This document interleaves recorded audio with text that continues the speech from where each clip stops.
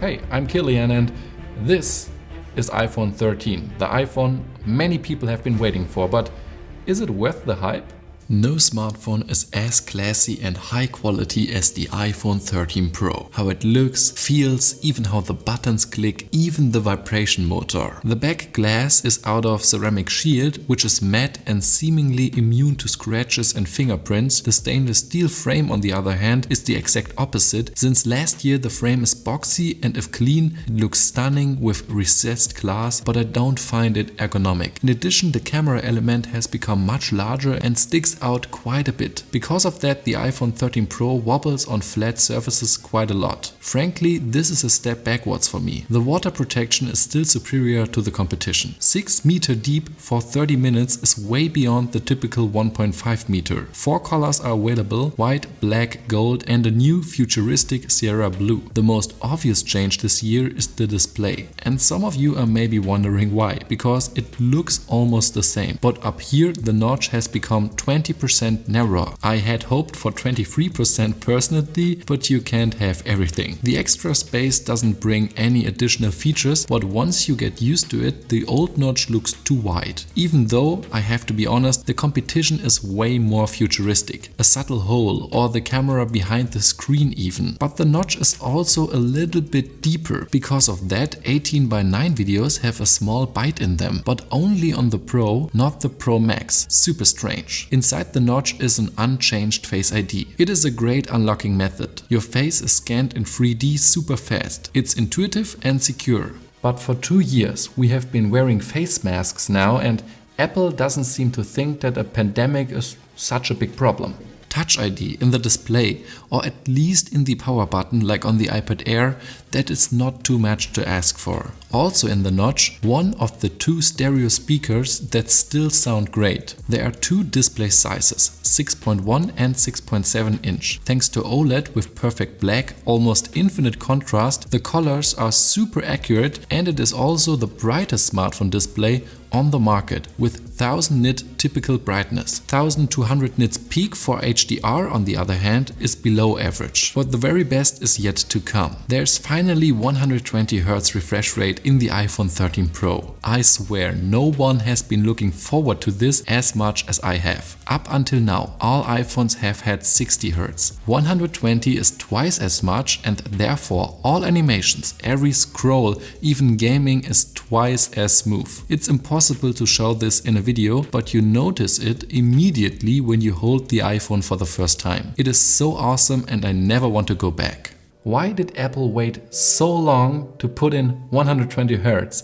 The answer is because of LTPO, which can scale down to 10Hz to save on battery life. For example, when viewing a picture or chat, it goes up to 24 or 30 in videos and 60 in the camera. You don't notice this in any way, and I usually felt like I was seeing the full 120Hz except in Google Maps or when switching Safari tabs. Which brings us to the software. iOS 15 is nice to look at, unified with lots of nice animations and Apple exclusive features like AirDrop, iMessage and iCloud. Anyone who has used an iPhone before will find their way around, as the layout has only changed slightly in the last 15 years. A new feature is the focus mode. You can create a profile for work or at home, and then only messages and apps that have to do something with that are allowed to get through. I don't get distracted from work when I'm in my free time or vice versa, and that's good for work-life balance and learning. And speaking of learning, in my student life, live text would have been a game changer. You can now copy any text from photos. That's awesome. You can even search for text and it will be shown in the pictures that are containing it. But iOS 15 is not free of weird bugs. The display time widget only updates when I click on it or wait for a long time. Even though I have read all mails, the red dot often shows up a bit longer. The notification center is now better sorted, but still sluggish and cluttered for someone used to Android. Social media apps like Instagram or Snapchat Snapchat on the other hand zoom perfectly smooth on the iPhone, which is quite different on Android. Maybe this is due to the A15 Bionic, the strongest smartphone processor in the world, maybe even the Galaxy. Loading times can only be seen with an atomic clock. 14% more CPU and 19% more GPU than the predecessor. I don't know what to do to push the limits. The top 25 charts in the App Store are games that already ran smooth on the iPhone 6, but the saying goes, better have it than need it. And of course you get about 5 or 6 years of software updates, which is quite impressive. All three cameras in the iPhone 13 Pro have been reworked. This has never been seen before at Apple, both the sensors and the lenses. Starting with the main camera, it has an 1.5 aperture and the largest sensor ever in an iPhone. The pixel size has grown quite a bit while the resolution remains the same at 12 megapixel. So it's about 30% more light sensitive now. That means shorter shutter release and still a brighter, low noise result, no matter if during the day or at night. In direct comparison you can see that. The photos are sharper, more vivid, faces are always brightly exposed. The ultra-wide angle can now capture over 90% more light thanks to the new sensor and 1.8 aperture. This was also much needed because the iPhone 12 Pro looked pretty old next to an OnePlus 9 Pro. So let's make that comparison again. The one more detailed, fresh looking, yep, that's still the OnePlus. And even during the day, I sometimes do like the iPhone,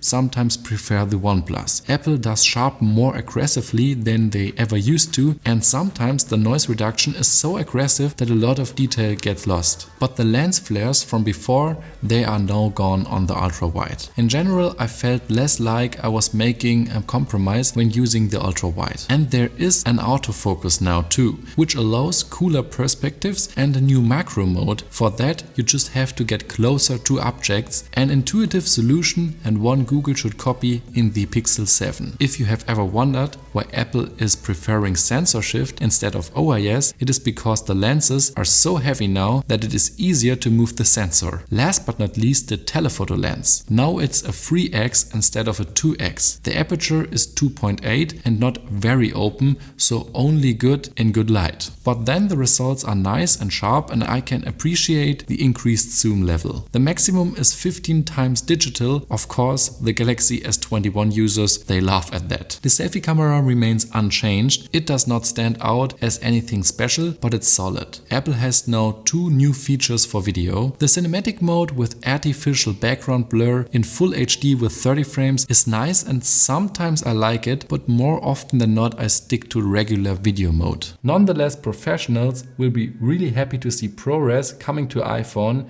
It has a slightly better video quality and is much easier to edit with, and that's the icing on the cake for an already great video camera. All in all, the iPhone 13 Pro has a great, much improved, versatile camera system. Colors and contrasts are mostly on point, but the competition does not sleep and the Pixel 6 Pro and Galaxy S22 Pro are just as good, if not better. The iPhone 13 Pro and 13 Pro Max are 0.24mm thicker than their predecessors because the battery has grown about 10%. Despite 120 Hz, higher brightness and stronger processor, the battery life is actually better now. It always got me through a whole day with 5 to 6 hours of screen on time, which is really good considering the compact size, and the Max model is even better.